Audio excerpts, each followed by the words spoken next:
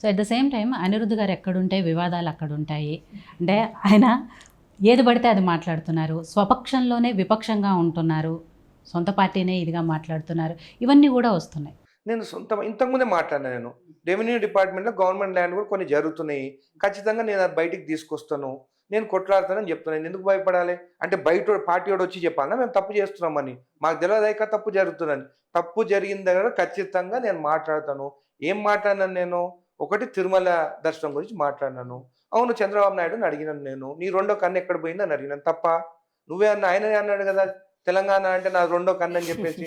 మళ్ళా మా మా మేము మా గురించి అడగలేదు. మాకెట్లా ప్రోటోకాల్ ఉంటది మాకు ఎమ్మెల్యేలకి. మా ప్రజల గురించి అడిగినాను. తప్పేం అడిగినాను? మరి నేను అడిగినందుకనే అయింది గదా! ఒకవేళ నిజంగా మొన్న గాని లెటర్ ఇయ్యకుండుంటే, నేను మళ్ళా తిరుమలకి పోయి అక్కడ దేవుడిని ఇంకొక విగ్రహం చేసుకొని తీసుకొచ్చి వెంకటేశ్వర స్వామి మాకు తెలంగాణకొచ్చారని ఇక్కడ ఇంకో గుడి కట్టిస్తుండే నేను. అంతే మళ్ళా ఎక్కువ ఆదాయం వచ్చేదే తెలంగాణ ప్రజల నుండి తిరుమలల. ఎక్కువ జనాభా పోయేది కూడా తెలంగాణ నుండే. మళ్ళీ మాకెందుకు ఇంత విపక్షం? డెఫినిట్‌గా కొట్లాడతాను మా ప్రజల గురించి. ఇంకేం మాట్లాడిన తర్వాత ఫ్యాక్టరీస్ పొల్యూషన్ గురించి మాట్లాడినాను. తప్పు జరుగుతుంది కాబట్టి నేను అడుగుతున్నాను. సరే నేను అడగననుకోండి, నేను కామ్‌గుంటాను. అప్పుడు పబ్లిక్ ఏమనుకుంటారు? వీళ్ళంతా ఒకటి వీళ్ళేం మాట్లాడతారు, తప్పు జరిగినా గాని ఎవరు మాట్లాడతలేరు.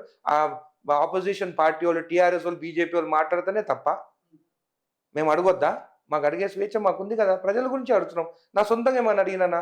నా సొంతంగా ఏదైనా చేసుకున్నానా? ఏం చేసుకోలేదు కదా! ప్రజల గురించే మాట్లాడుతున్నాం. ఇప్పుడు కూడా చెప్తున్నాను. రెవెన్యూ డిపార్ట్మెంట్‌ని నేను ఫైట్ చేస్తాను. ఖచ్చితంగా తప్పులు ఎక్కడ జరుగుతున్నాయో చూపిస్తాను నేను. ఎవరైతే తప్పు చేస్తుందో వాళ్ళ పేరు కూడా చెప్తాను. వాళ్ళకి శిక్ష కూడా పడతది.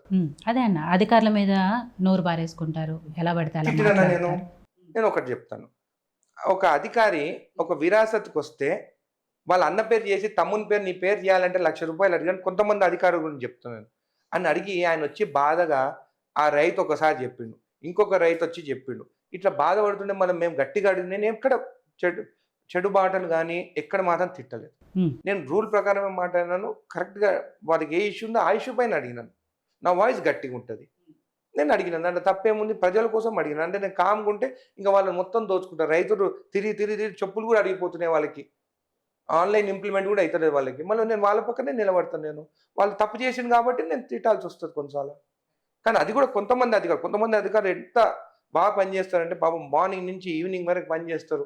రూపాయి లేకుండా కొంతమంది అయితే వాళ్ళు సొంత మనీ పెట్టుకొని కూడా రైతులకు కూడా కిరాయిలకి ఇస్తారు కొంతమంది అధికారులు.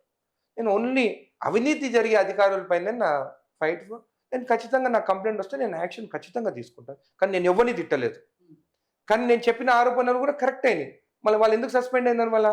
అవి కరెక్ట్ అయినాయి కాబట్టి వాళ్ళు సస్పెండ్ అయినారు.